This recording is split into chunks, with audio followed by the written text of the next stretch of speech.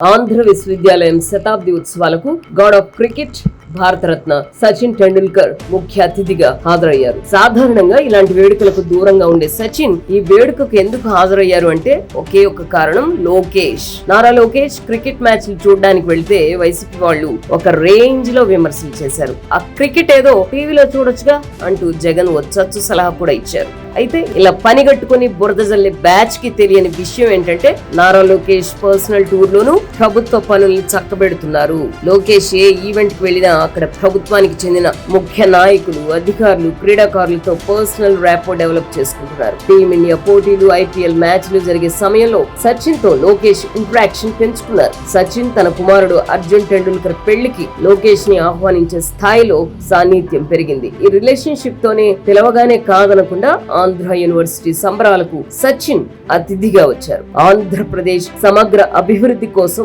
ఉపయోగపడే ఏ ఒక్క అవకాశాన్ని జారవిడ్చుకోకూడదు అనే కమిట్మెంట్ లోకేష్ లో బలంగా ఉంది. అందుకే దావోస్ వెళ్లినా, క్రికెట్ చూడడానికి స్టేడియంలకు వెళ్లినా అవన్నీ కూడా రాష్ట్రం కోసం నెట్వర్క్ ని బలోపేతం చేసుకునే అవకాశాలుగా లోకేష్ భావిస్తున్నారు.